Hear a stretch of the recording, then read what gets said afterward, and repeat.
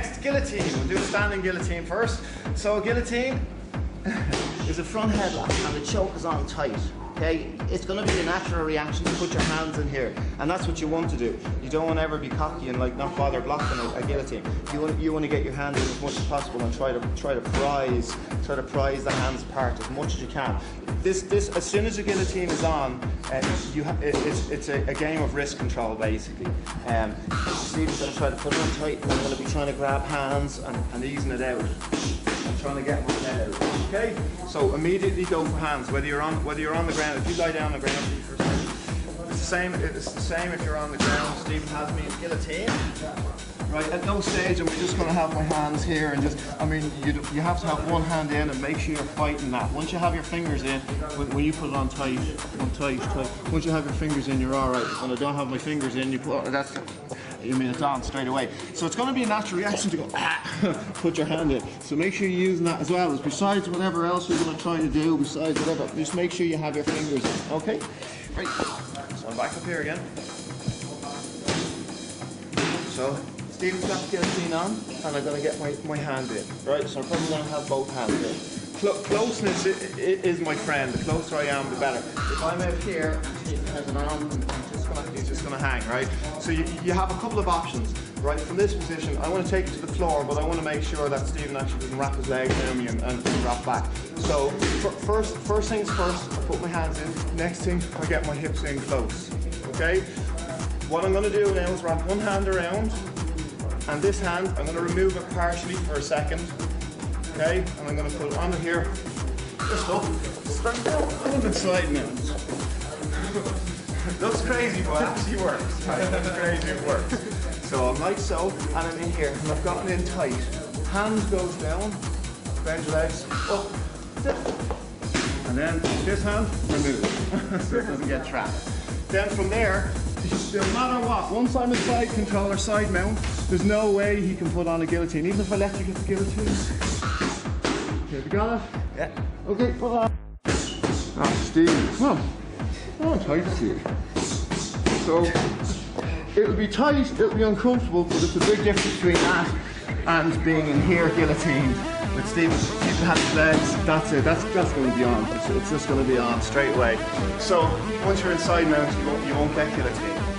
Okay, so, what I'm going to do, guillotine is on, hands are in first of all, so I'm fighting first. My hips aren't out, my hips aren't in. Hand goes around. Same side as my head is on, is the hand, not this side, okay? Same side as my head is on, right?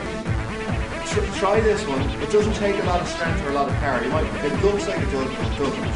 So come on tight, I'm here, come on tight, and I'm down.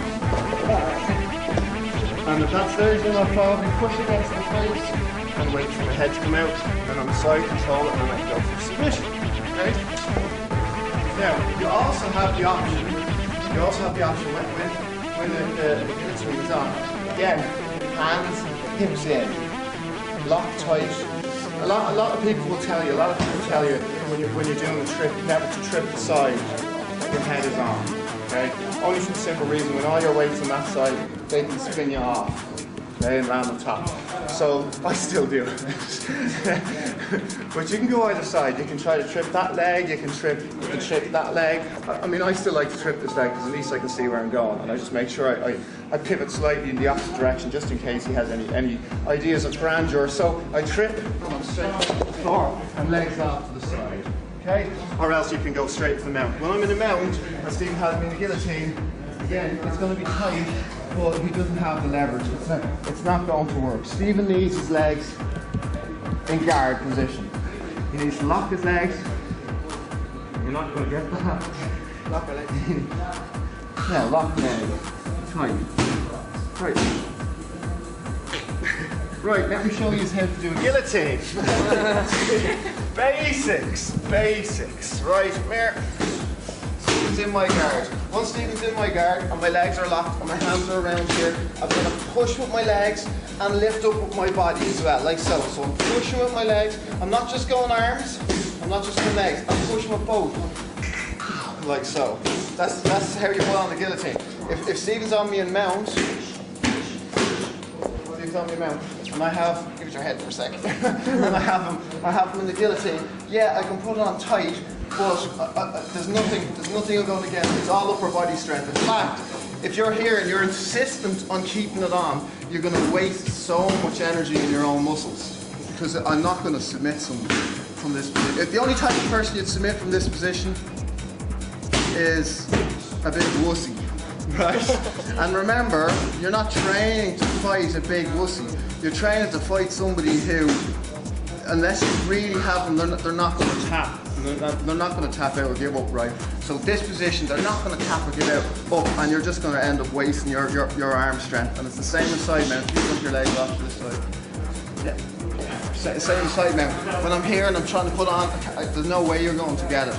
No way. You need your legs underneath them. So again, you're just wasting. And that's what I'm saying. Just because someone has a guillotine on you doesn't mean if you lie down. Doesn't mean you panic. In fact, if they have a guillotine on you and you're in side mount, I like that. Because I actually encourage them to do it. Some people make a couple of gurgling noises, believe it or not. They'll be like, as if it's choking them. So they get excited and they go even harder. And all he's doing is wearing out his arms. I mean, I can be working my strikes or whatever, but it's just a waiting game. There's only so much. If you've ever locked your arms tight, all you have to do is try in the bag. Lock your arms around the bag. Squeeze as tight as you can. I mean, as tight as you can, and see how long you last. Right? I'd say it'll be 30 seconds, a minute. If you're doing an actual maximum, I don't think you'd get a minute. You'll probably get 30 seconds. So, I mean, he's holding on to me and I'm in a position where he's not going to be able to submit me, and he's holding on as tight as he can. I only have to wait 30 seconds. And then his arms are like that. Okay, so, and again, I'll show you real quick. So guillotine is on. Again, I'm in here, my hips come in close, arm goes around, arm goes under, bang. Or else, hips in close, then I get secured even more. So see here, just trying to do the guillotine, my hands are in, I've got my hips in close, I lock my hands tight, same gable grip as before, I hook the leg and I go straight to the floor and I jump the legs aside now. So it's two simple takedowns. Alright, give it a go.